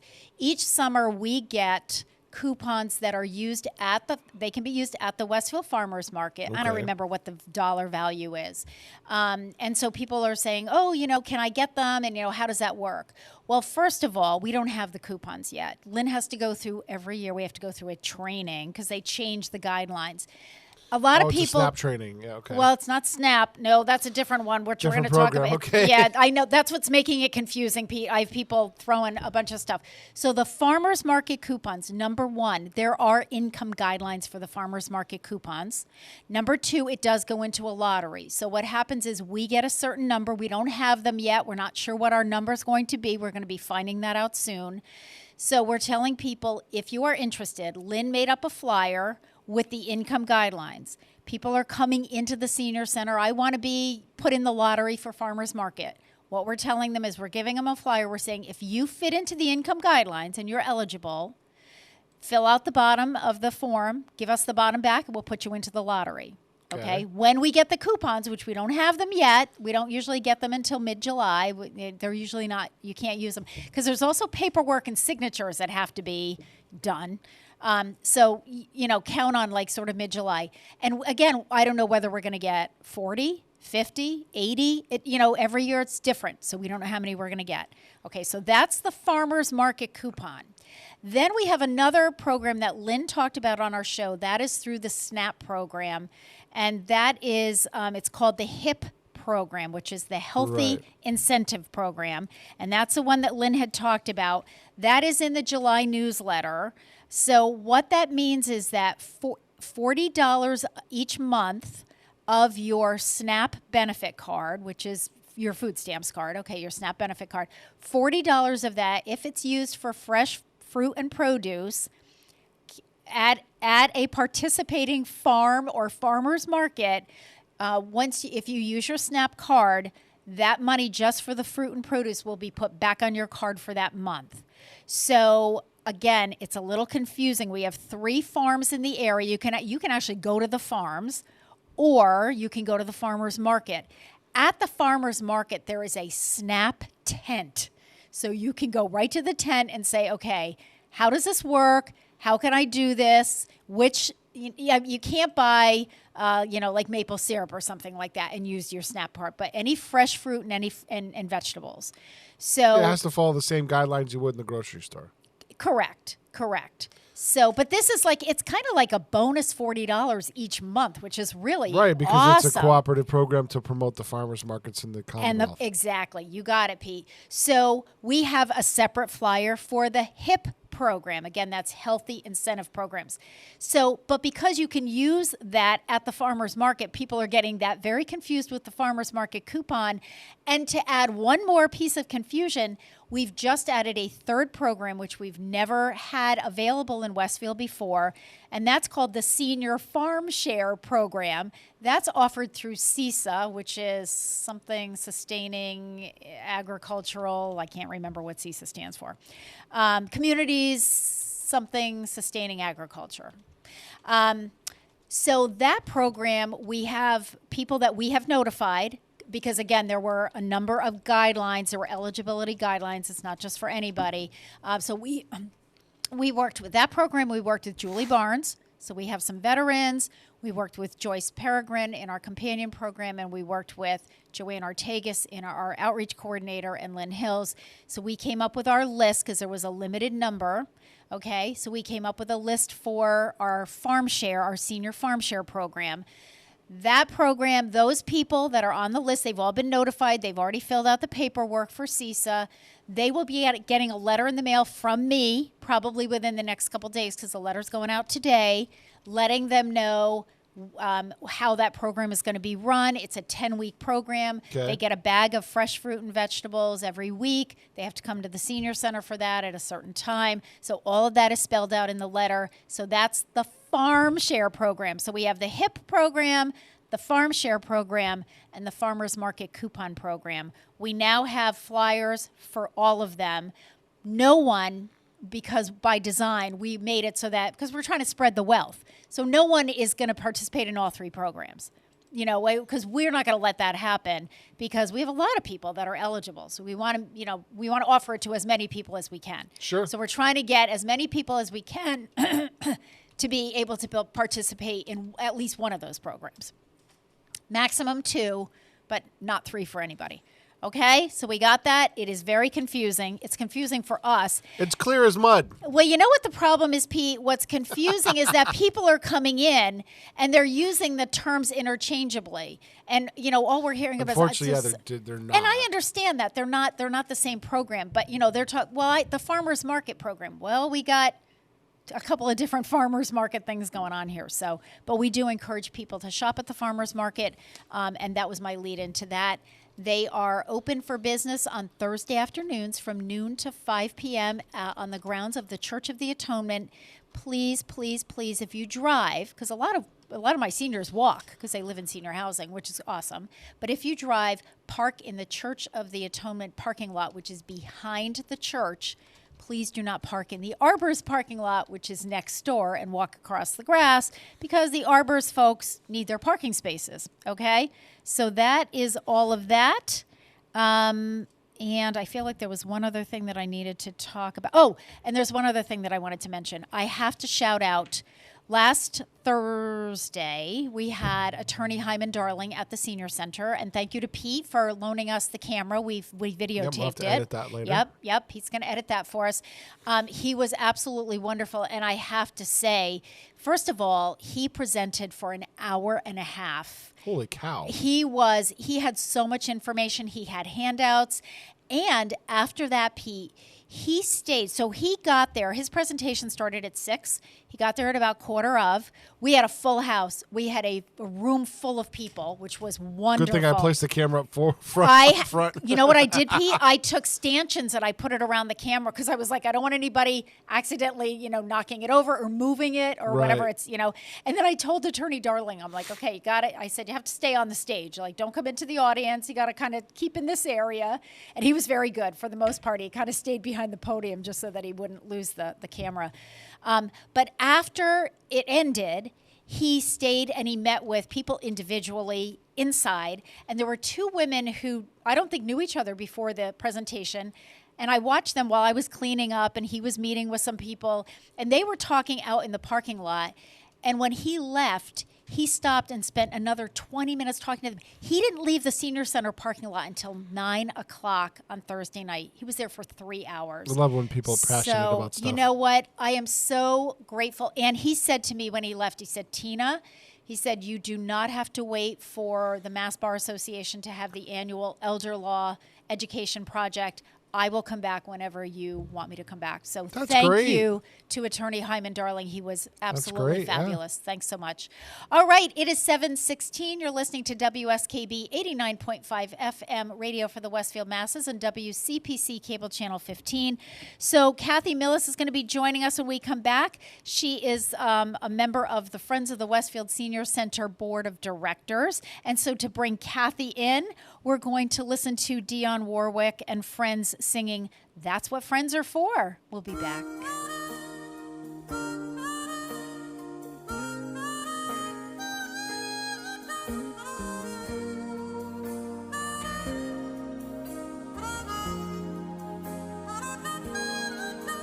And I never thought I'd feel this way.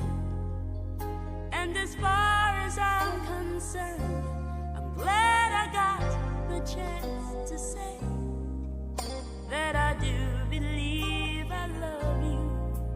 And if I should ever go away, well then close your eyes and try to feel the way we do today. And then if you can remember,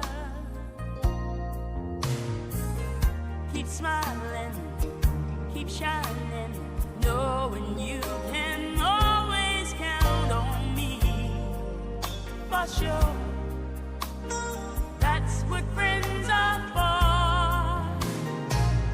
for good times and bad times. I'll be on your side forevermore. That's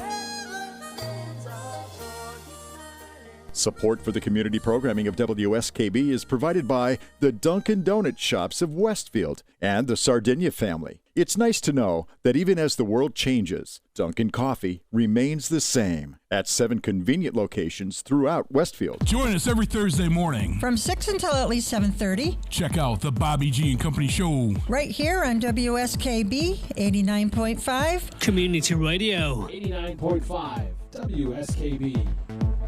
Live from Studio 120 at Westfield Technical Academy, this is WCPC Channel 15 at 89.5 FM, WSKB Westfield. Good morning, Westfield. It is 7:21. You're listening to WSKB 89.5 FM radio for the Westfield masses and WCPC Cable Channel 15. My name is Tina Gorman. I'm your Wake Up Wednesday host. Yes, you need to put your headphones on, Miss Kathy. There you go. And I am joined this morning. Kathy Millis is the treasurer/clerk of the Friends of the Westfield Senior Center. So she's going to join us this morning. We're going to talk about the Friends group because we are just coming off of our annual meeting. So all of this great information, all of our statistics and our fundraising and what we've done for the year is all fresh in our mind. So I thought, what better time to bring Kathy on? And she's no stranger to the show. She's been on before. So welcome, Kathy. Thank you, Tina. Thank you for having me and giving me an opportunity to talk about the Friends group. I know, because we love to talk about the Friends group. And we have so much to talk about because we just had this phenomenal fundraiser for the Friends group. So, Kathy, before we start with that, there may be some viewers and listeners who don't know who you are. Okay. So I want to just talk a little bit about, you and your background, and you're retired now. Obviously, that's why you have time to help us out. But let's talk a little bit about what you did. Are you from this area? You're from the hill towns, right? I'm from the hill towns. Okay. I was brought Which up one? Which hill town? Russell. Okay. Spent my whole life in Russell. Right across the border, right there. I actually retired from the Postal Service in 2011 with over 32 years of service. Oh, my God. Was it 2011? Yeah. Because I feel like when we met, you had just retired. Yeah. We've known each other a long time. I actually worked in Huntington, Westfield, Springfield, and eventually in our headquarters in Windsor, Connecticut. Okay. Although I never actually carried the mail, which are the people you're most familiar with. Right. I worked the windows. Okay. The service area. Yes. And I did a lot of the administrative stuff in the background that no one ever saw. I used to say it was my job to make the postmaster look good. There you go. And I'm sure you did. I spent the last 10 years of my career as an accountant at the headquarters level with an oversight of all the New England states and half of New York.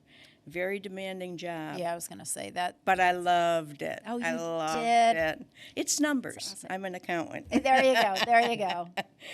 When I retired, I knew that I couldn't spend all of my time sitting on the couch watching TV. I just knew that. I needed to do something that would allow me to give back for all the wonderful opportunities that had been given to me. And a mentor of mine, Bill Thompson, I remember Bill. Yeah, had retired from the Postal Service about the same time as I did and stopped by my house one day. He was actually the treasurer of the first when the Friends group originally started. Bill Thompson was our treasurer. And Bill had been on the board, I think, for the Westfield Athenaeum. Yes.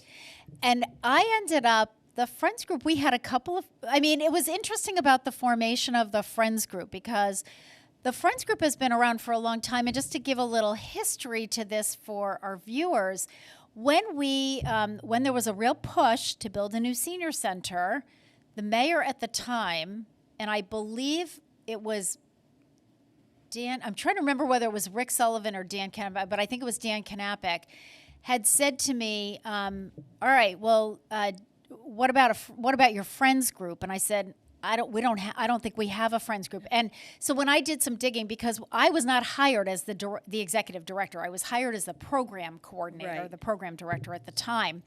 And so what had happened is there had been a group of people, because, the idea of a new senior center had been kicking around for 20 years at that time. Mm-hmm. This was 15 years ago. And so there was a grassroots group that had wanted to start a Friends group. They had meetings, and you'd die laughing, Kathy. Still have the notes from their meetings. They're all in pencil. I mean, this was before computers were popular. Oh, wow. So there were handwritten notes in pencil on legal pads of their meetings and what they wanted to do. And I had a list of people. 2 people that were on that. No, actually, I think it was just one. It was a husband and wife team, but I think just Ralph was on. Ralph Thompson was on that original group. Ralph still comes to programs, and his wife Lorraine, they're still active. They used to deliver, up until a few years ago, they were delivering Thanksgiving meals for us. But Ralph was the person who I kind of went to because I saw the names on the list. People had passed away, people had moved away, people had gone to nursing homes. So Ralph kind of said, listen, I don't want to he was getting up in years, and he said, I don't really want to get involved on a long-term basis, but I'm happy to give you a little bit of history of how, what we've done so far. And of course, then everything was put on hold. And what I was trying to figure out was, well, why was it put on hold? And Ralph said the glitch was they never became a 501c3. Now, as any group knows, when you're a private nonprofit, that's the legal, that's what makes you legal. Absolutely. But there's a process to go through. There's paperwork that has to be filled out and so forth. So when I came on board and I asked about a friends group, I was told by my supervisor who hired me, Ann Heiser, well, the group started, but everything's on hold right now. So that's all I knew. So I was like, okay, well, we got everything going, but it's on hold. So then when things got really active we really are going to build a new senior center. We're not just going to talk about it. We're actually, Dan Knappett came in and said, no, we're going to do this. So then when I went back and said, well, what's going on with the Friends group? I was like, well, the reason it was on hold was it was sitting on some back burner because nobody had ever filed for a 501c3. Absolutely. So we really ended up having to start all over again. And when we started all over again, that's when when Ralph Thompson said to me, I don't want to start all over because this was so many years after. But he said, I'm happy to help you kind of get things going, let you know what we did, what our thought process was, and let a new group run with it. And so, interestingly, I had a couple of people in that initial group. Bill Thompson was one of them who was on the board for the Athenaeum, who came over. And I also had this little contingency of retired postal workers. I don't know how I got that. So you were not in that very initial group, but you came on when? I came on actually in 2013. And it was about 2 years after you started. Okay, and 2 years before we actually opened the building. Absolutely. We opened the building in 2015. Yep. Okay, so that's kind of the historical perspective. But how did you get it? How did you know about it, or how did you get involved? Well, who dragged you in? Actually, Kathy? Bill Thompson, It was Bill. who was on your group, he was a mentor of mine down at the area office. The funny thing is, Bill was on the budget side. Yep. And I was on the accounting side, and it was like butting heads all day long No because kidding. I'd say, black and white, 1 equals 2. And he'd say, oh, no, it could be 2.5 or 3. And so we did that for probably the last 10 years of my career. I did not know that. Then one day he stopped at the house and he said, why don't you look into the Friends group? They're always looking for help and everything. We're always looking for good people. We need a few good people. The rest is history because I actually have been treasurer for over 10 years, and I've been the clerk and treasurer for over 5. Right, because the original, we've had a couple of treasurers. Bill Thompson had some health issues, so it took some time, and we had some people kind of filling in, and then he moved away. Right. We've had people move away. Our president, Tom Humphrey, moved down to the Carolinas. Bill moved, I think, to New York State. That was to be closer to family and grandchildren and so forth. Ginny Heber was our original clerk, and Ginny still attends programs and everything. But, Ginny had said when she started, she said, I'm going to, get the ball rolling. And then I'm going to, pass it off. And I think Ginny worked for the post office. Yes, she did. Ginny worked for the, I was going to say, I knew I had like this plethora of people that have worked for the post office, which is so cool. So, and the added bonus, of course, for us is that it just so happens, for those who don't know, that Kathy lives literally around the corner from the new senior center. And you had said to me when you first joined the board, and we were building the senior center. You were so excited because you said it's right around the corner, so I can volunteer. You know, I can be there whenever you need me. Boy, you've probably lived to regret those words, haven't you, Kath? Because I said to somebody, I've got Kathy like on speed dial. You know, last minute situation where I need a body or somebody can't. Kathy, can you come over? 2-minute walk. Yeah, 2-minute walk. 2-minute walk. So that's how. So you've been involved for 10 years. Yeah. Yeah. A little over 10 years? Little over, yeah. All right. All right, we're going to take a break. It is 7:30. You're listening to WSKB 89.5 FM radio for the Westfield Masses and WCPC cable channel 15.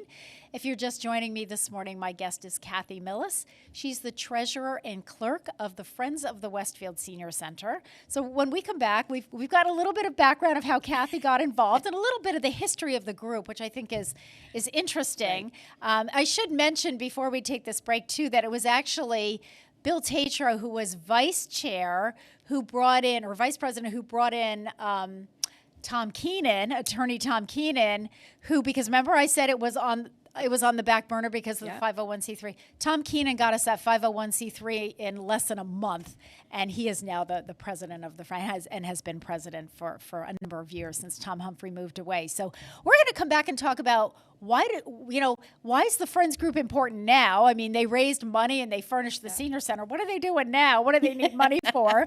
And some of the fundraisers that they've been doing. So in keeping with the Friends theme, Andrew Gold is going to sing Thank You for Being a Friend. We'll be back. Thank you for being a friend. Travel down a road and back again. Your heart is true, you're a pal and a confidant. I'm not ashamed to say I hope it always will stay this way. My hat is off, won't you stand up and take a bow? And if you threw a party, invited everyone you knew, well, you would see the biggest gift would be for me, and the card attached would say thank you for being a friend. Thank you for being a friend. Thank you for being a friend. Thank you for being a friend.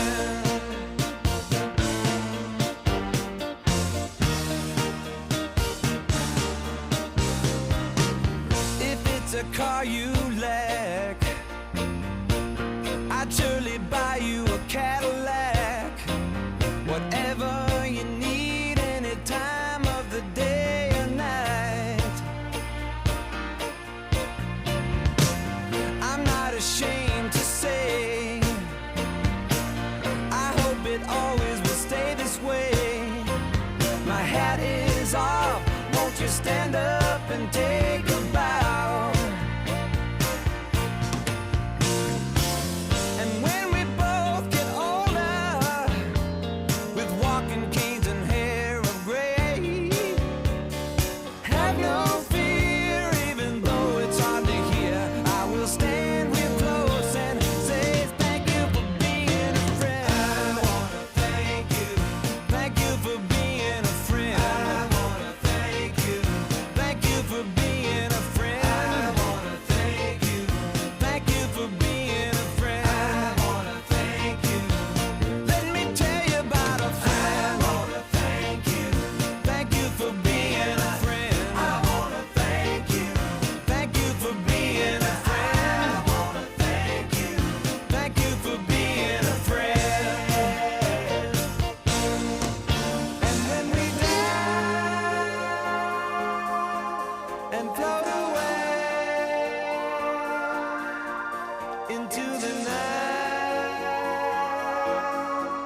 the Milky Way, you'll hear me call as we ascend. I'll say your name, then once again, thank you for being a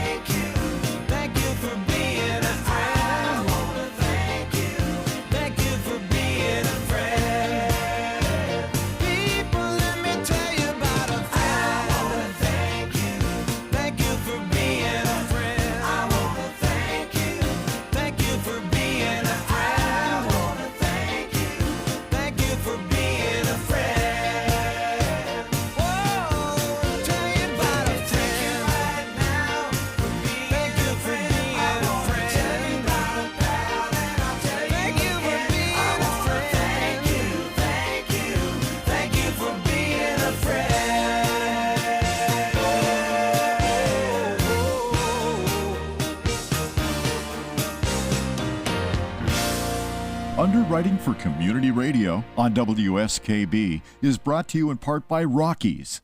Over 30 convenient locations throughout Massachusetts, Rhode Island, New Hampshire, Connecticut, and Florida. One of the nation's largest ACE dealers. Expertise and great product selection in paint, hardware, lawn and garden. That's Rockies. Rock solid service since 1926. On the web at rockies.com. This is Ken Stomsky from Ken's Den on WCPC 15 and 89.5 FM, Tuesdays, 8 to 10. Community Radio. 89.5 WSKB.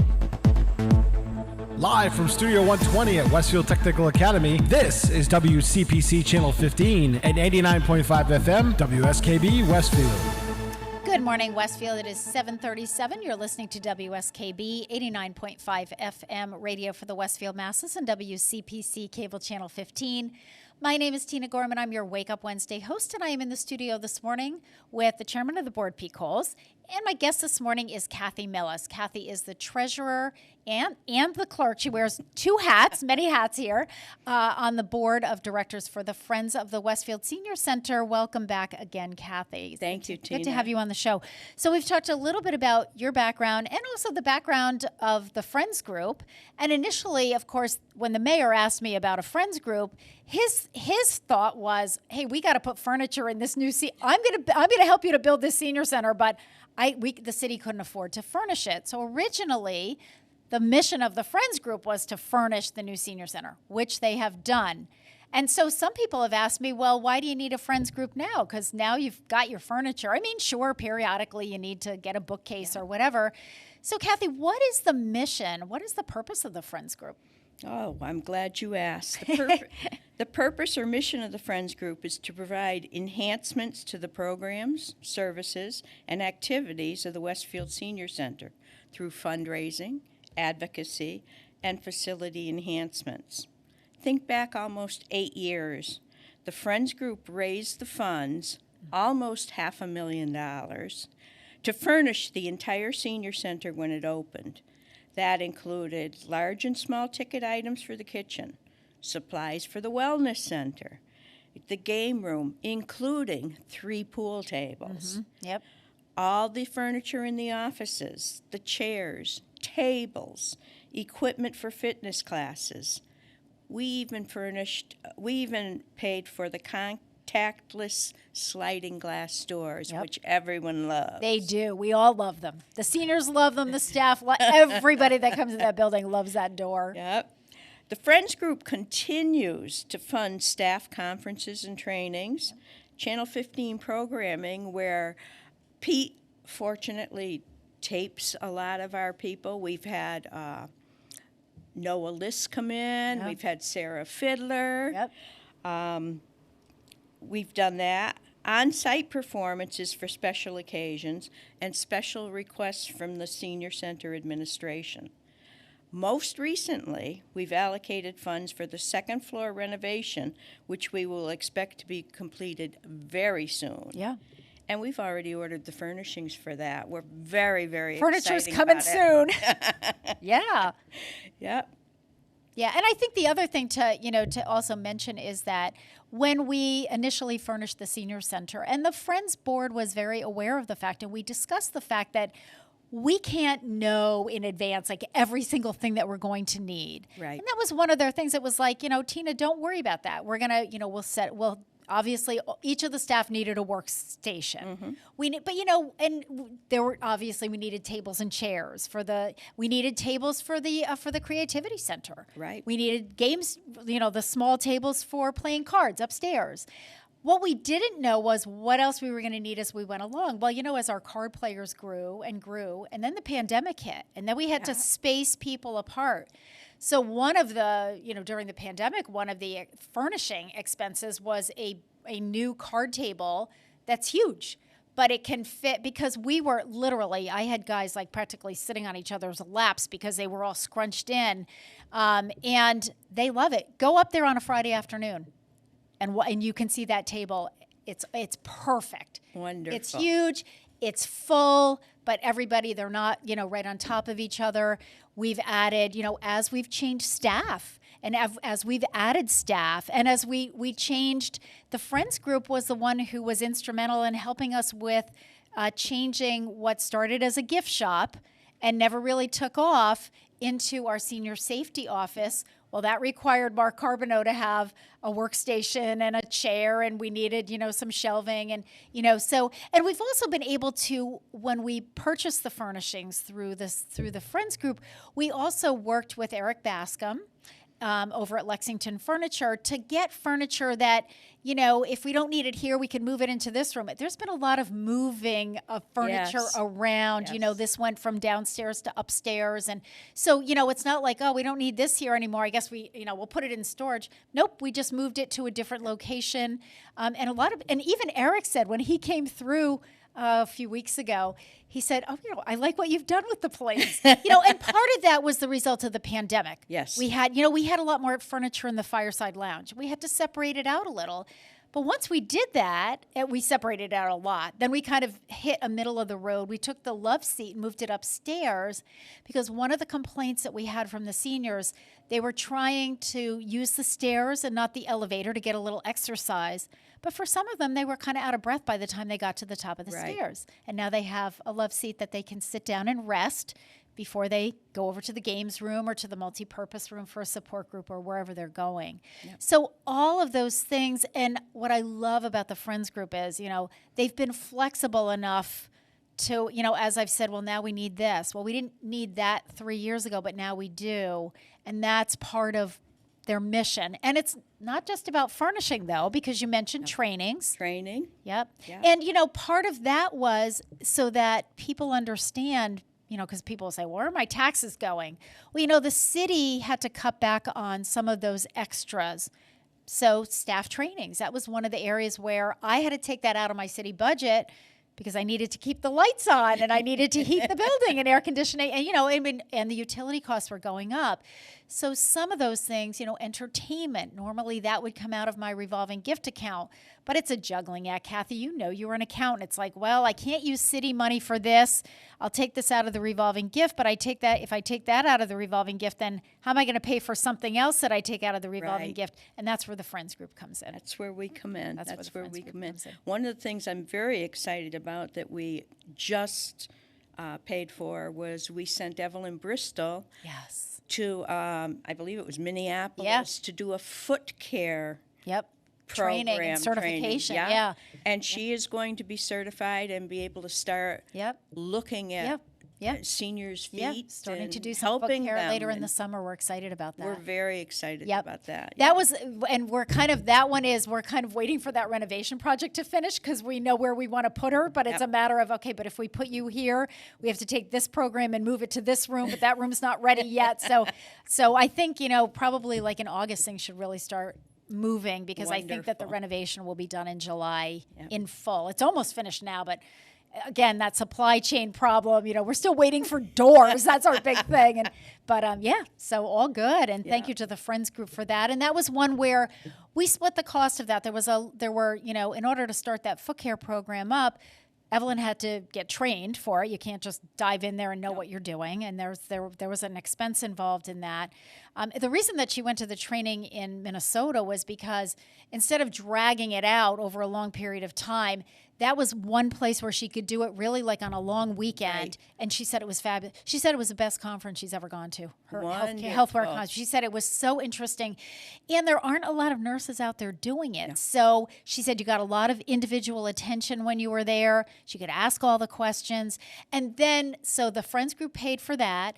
And then on the supply side, I'm taking out of my revolving gift account. So because, again, it's a startup program, you need supplies, you need clippers and you need, whatever. She had a whole laundry list for me.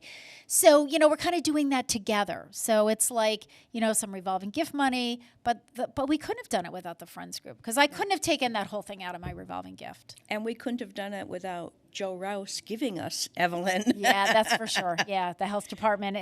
Thank you to the health department for that gift. Yeah. So how do we do all this stuff? Yeah. Fundraising. Yeah, how do we pay for that, Kath?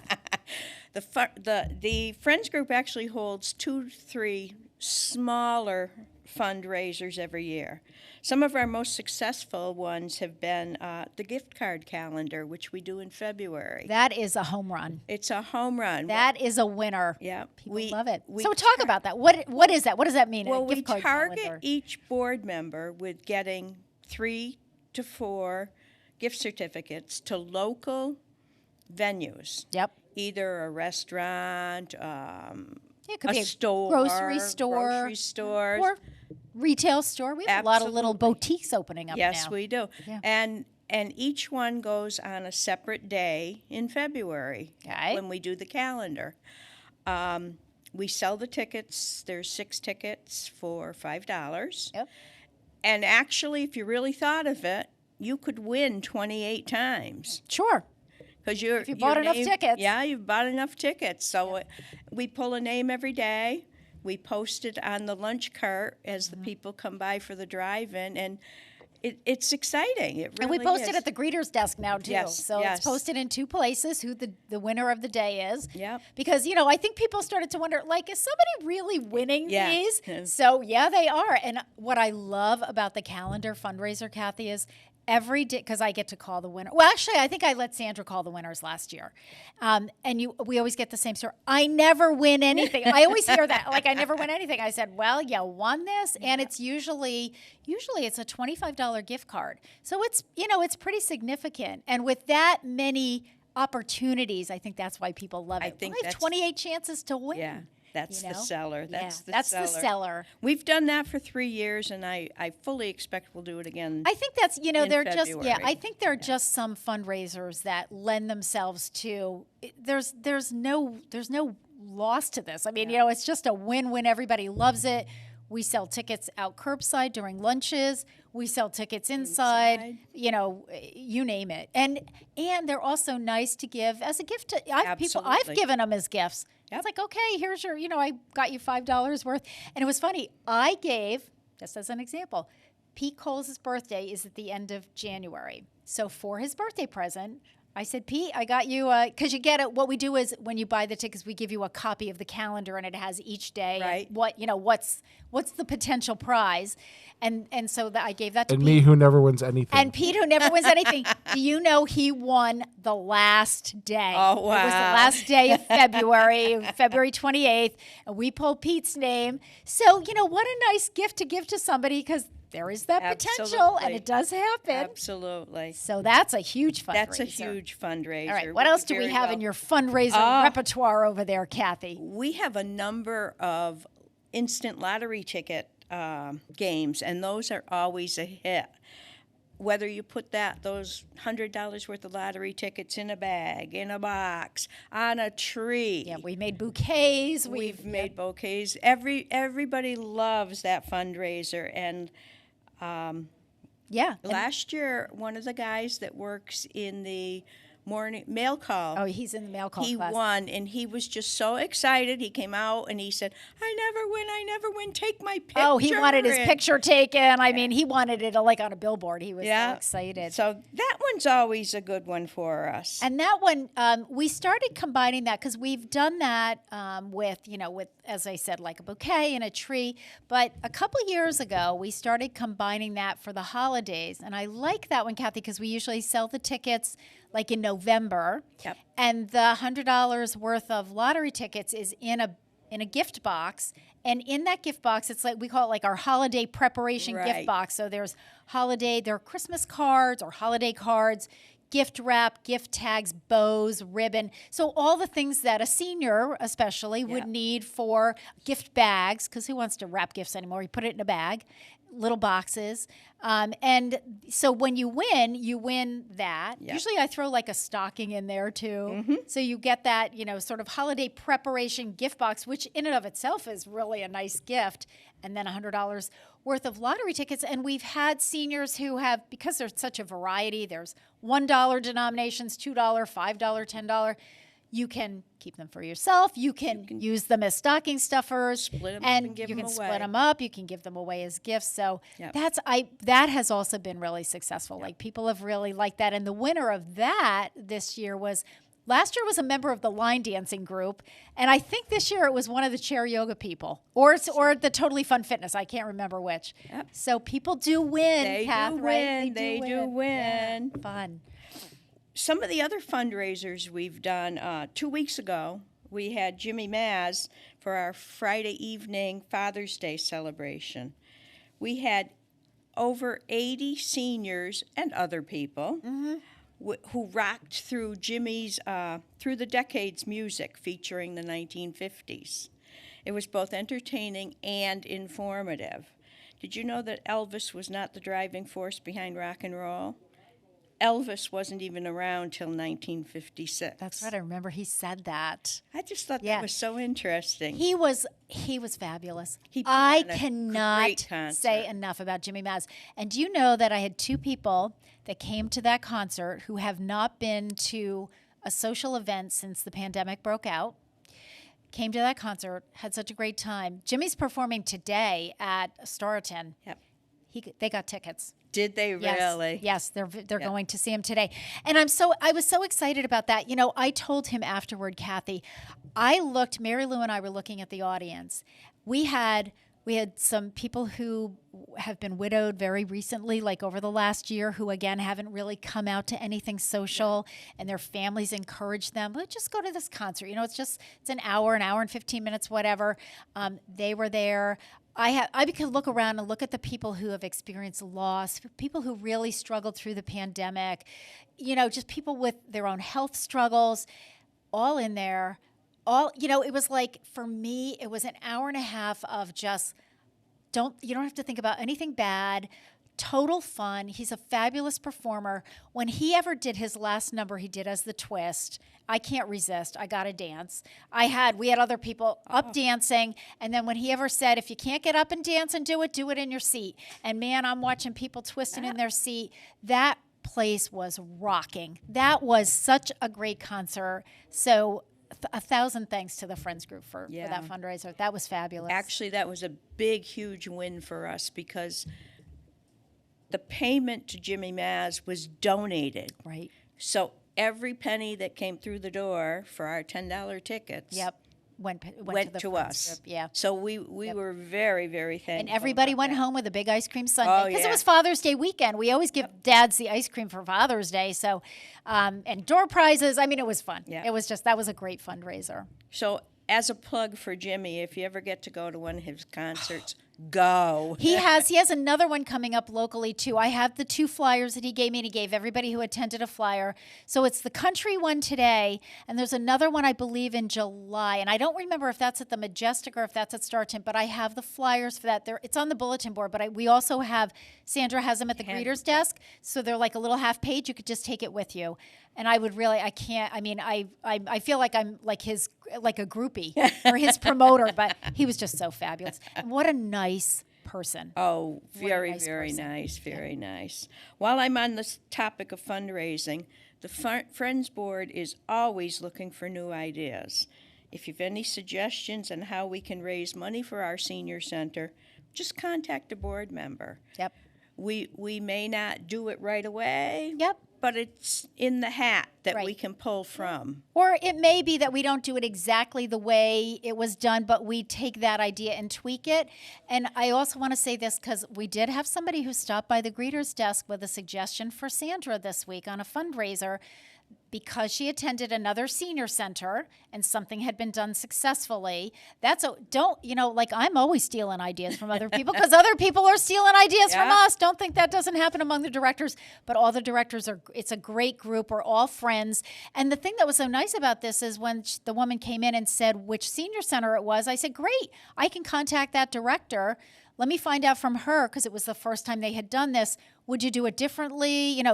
How successful was it as a fundraiser? Right. Because everybody can have a great time, but if you don't really make any money, it's a great program, but not necessarily a good fundraiser program. So, all good. So don't be afraid to steal ideas and bring them to us. And also, if you hear of good entertainers, if you go someplace, and the seniors are great about that. Get a card. Yep. Give me a card. We're open, right, Kath? Absolutely. Absolutely. Absolutely. All right. While I'm thinking about it, be sure to pick up the July edition of The Voice of Experience. There's a short article about becoming a Friends member. This is another way we raise funds for the things we do. It's only $100 for a lifetime membership, and applications are available in the Fireside Lounge at the Senior Center. Yes, here's the brochure. We have these great brochures, Senior Center, the Friends of the Westfield Senior Center brochure. It's got a picture of the Senior Center over there, has the mission statement. And what I like about this too, Kathy, it has some photos of some of the Friends' past events. And, you'll recognize some of your friends. We tried to get around and anything, we have like the pool. We have a photo of the pool players because the Friends group paid for the pool tables. We have a photo of two of the men in the mail call class with weights because I can't tell you how many weights the Friends group has paid for and they get used. Just a variety of different. We have a couple photos from, remember when we did a pasta dinner? Yes. So we have some photos from that and, all kinds of good stuff. So the membership application is there. And the only thing that I do want to clarify, because this has come up, if you are a couple, it's $100 for a lifetime membership per person. Okay. So if you're a couple and you want to just get one, decide who's going to be the member. Exactly. All right. And wrapping up, Kath, what do you have? Well, I also wanted to remind everybody that the Friends Group sponsors a giving tree, which is in the hallway next to the fitness center. Leaves on the giving tree are $100 per leaf and are a thoughtful and heartfelt way to remember a loved one or commemorate a very special time. Giving tree forms are available at the greeters desk. Right. It's a yellow form that I just held up. Sandra Fisher has them at our greeters desk. And typically what I do, just so people know, because I know I have a few people that have paid for their leaves and they're waiting for their leaves. I usually wait till I have a group of them because I have those done up at Din Brothers and rather than doing one leaf at a time. So I'm about to do a Din Brothers run, folks, it'll be sometime within the next week or so. So if you're interested, fill out the form. And all it says on the form is, who you are. And of course, it's, as Kathy said, it's $100, but exactly what you want the leaf to say. The fewer words, the bigger the font. So I just want to caution people, you can put whatever you want, but it's a fairly small leaf. So you mostly just want the name, maybe in memory of someone, in honor of someone, thank you to someone. Those leaves are the easiest to do because everything is a pretty large font. Kathy Millis, thank you so much for joining us this morning and talking about the Friends of the Westfield Senior Center. Again, if you have questions about how to become a new member, you can just ask us at the front desk. Kathy is at the Senior Center. Kathy received one of our certificates of appreciation this year because of all of her work, her volunteer work with the Senior Center. And Kathy, as we close, can you just let us know who the other board members are besides yourself? I did mention Tom Keenan as president. Yeah, I'd love to because they're actually the heart and soul. And one of them is coming up next. So let's talk. Let's talk about the board members. Yeah, Tom Keenan again is our president. Mike Parent is the vice president. We have Leslie Lambert on our board. Christina Lovelace on our board. The famous Harry Rock, who's coming up next, and Kevin Bard. And Kevin Bard is our most recent board member. So it is 8:00. Harry Rock will be on with the mayor. They are waiting in the wings. They're on deck. So I'm signing off. I will see you next week. Have a good one. Underwriting for Community Radio on WSKB is brought to you in part by Rockies. Over 30 convenient